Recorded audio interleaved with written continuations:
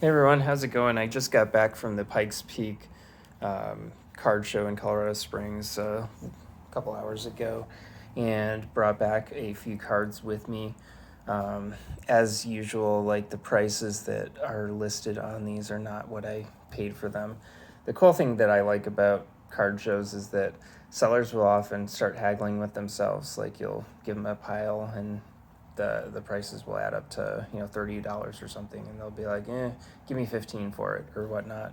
You don't even usually even have to ask them to go down on their prices.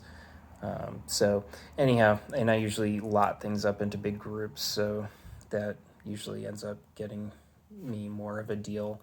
But let's just start having a look into what we picked up. First up is an Isaiah Thomas 1986 Fleer, which back in the 80s, Isaiah Thomas was always my favorite basketball player. Growing up in Detroit, Pistons were my favorite team, and Isaiah Thomas at the time was my favorite player. So really happy to finally get this card into my collection. Um, what else do we get? And a lot of these were just bulk dollar bin stuff. This was an example of a dollar bin Joe Niekro 1969 tops. Um, Austin Matthews. Again, these things they say like $5 on it. All the hockey cards I think most of the hockey cards that I got were all from one person today, and he said everything's marked half off. And when I went up to him with my stack of cards, it was hockey and baseball and stuff. It came up to be like $63, um, and he said, "Oh, give me 20 for it." So they go down even more than half off. So it's pretty good. Connor McMichael, it's a serialized card. Just random. He wasn't really a hockey guy, but I kind of took a lot of the hockey off of him that he did have. Jonathan Toews, OPG Platinum. Patrick Kane. This is one of those Tim Hortons upper deck cards that you get at donut shops in Canada. Wayne Gretzky, OPG All-Star. Another Tim Hortons, Patrick Kane, Duncan Keith, Tim Hortons, just some random, not really the high-priced hockey stuff, but just fun stuff. Connor McMichael, Cyril. Here's a Nolan Ryan, 87 Tops, Tops Chrome, 35th anniversary. Gretzky from, what is this, 83 or, yeah. Gosh, I'm bad on my years, but always go for Gretzky mid to early 80s card from bulk bins. Bo Jackson out of a dollar bin. Brad Park. Frank Herrera, 1960 Tops. Most of these guys are kind of no-namers, but they were cheapies and they weren't in the worst condition. Pete Rose, All-Star. Nolan Ryan, Steve Carlton, strikeout leaders from 1973 Tops. Another random 1960 Tops, Dallas Green. Dick Williams. 1970 Tops, Jim Catt, which is Hall of Famer. Kurt Flood, 66. And then some more dollar bin stuff, just random Tigers from 67, Ray Oyler, Jerry Lump. Go through these kind of fast because they're probably not as interesting to you as they are to me. 59 Tops, Jim Bunning. 59 Frank Boiling. 58 Tom Morgan. 58 Ray Boone. I kind of depleted the guys' 1960s Detroit Tigers cheapies, but he said that was okay. There weren't a lot of people in Colorado looking for Tigers. Norm Cash. 1966 Willie Horton. So John Hiller rookie from 66. Jim Northrup, 67. Okay, and here's some stuff that's a little more interesting. Sandy Koufax, 1966 Tops. And these are all in really good condition. This was a new seller that I hadn't seen there before yet, and he had really good cards for really good prices. And I did not pay the full price on these. This was marked 40. It's no creases, decent centering. Corners have a little bit of wear, but it's a nice Koufax.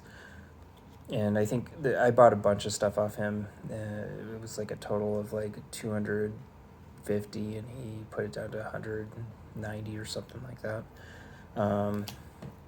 This was also from him, Willie Mays, 1962 Topps All-Star. He had it marked 35. This one was probably the roughest of the cards I got from him. And I got a stack that was like that thick from him of just random cards from his $1, $2, and $3 bins, and plus a bunch of these cards. Warren Spahn, 1960 Topps. He had it marked 20, but it's in pretty decent shape. Thurman Munson. I think I've bought this card at every Pikes Peak that I've gone to this year. The other two just didn't work out well. They had creases and things that I didn't see until I got home. This one was from him. It was marked 40, but it's in really spectacular condition. And I pulled it out and looked at it extensively in the light, and it's really a nice copy of this card. So I think I finally found the one. With my other two that I have, one of them I'm gonna send in for grading and then sell, and then the other I'm just gonna sell raw. Mini Minoso, this was also from that guy, 1957 Topps. He had it marked 20. It's in really nice shape. Ernie Banks, All-Star, nice card as well. This one I got from him, and this one I should have looked closer. This is one of those, like, you always need to look at cards really close, but bad lighting, and you can't pull everything out of cases. Sometimes cards just, they hide creases, and this one has a crease straight across it that you can't see, but he had it marked only $10, and I probably should have asked him about it, but anyway, it's one of those that you learn about. Here was the pickup of the show. This is a 19, and it wasn't a screw case. I moved it to a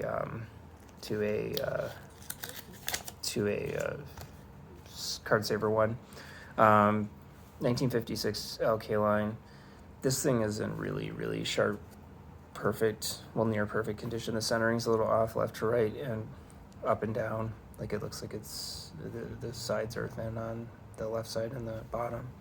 But other than that, it's got sharp corners, no creases, just looks beautiful. It's a white back, K-line. And I paid $175, which is probably, it's, I don't know, I think it's probably going to grade pretty well, except for the only thing that would potentially knock it down would be the off-centering issues. So we'll see, but it's a really nice copy of that card. Then we have this was just from someone's cheapie, but a bunch of random 1963 Topps, just no-namers. A lot of this stuff is just cheapie stuff from people's $1.50 bins, which I tend to really love to go through to find old cards. Bernie Geoffrin, he's Hall of Fame. This one does have some issues on the back, which he had it marked 20, but because of the issues on the back, it looks like I'm not sure if that's glue or what, but it's got something on the back, so he went down on that in a lot of other cards as well, but it was like $10 or something. I still may have overpaid for it. Orlando Cepeda, 1972 Topps. Young Guns, just random in a GB 50-cent bin. Ricky Green, 1986 Fleer. A Jordan. Anytime there's a Jordan in a $1 bin or a 50-cent bin, I usually grab it. Pete Rose, 1979 Topps record breaker card. Dale Murphy, 1980 Topps. And there's a lot of these late 70s, early 80s cards, which I tend to go for. I know they're not worth a whole lot, but I like them. Johnny Bench. Trammell. I think there's two of this card in here. Mike Schmidt, 80 Topps. And then I have my 81 Don Russ set that I have been sending in some cards from that I've had since I was a kid to get graded. And when I find cards to stick back in those places in the actual set, this is one of them where I sent in my copy from my set and it got a PSA 10. So this one I'll shove back into the box with the set. George Brett, I haven't sent this one in yet, but I was thinking about it. I already sent the Trammell in too with that set, so I can replace that in that. So it's kind of some method to my madness.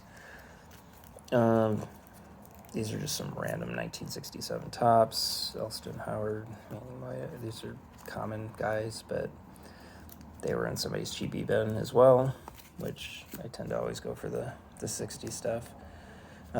Some O-Pee-Chee, Mike Schmidt's, Lance Parrish, more 80 tops, Mike Schmidt, Otani, Ken Griffey Jr., Andre Dawson, Raleigh Fingers, Ryan. And these 76s were in really, really good shape. They, Gaylor Perry, Lou Brock, Willie Stargell, Raleigh Fingers, Willie McCovey.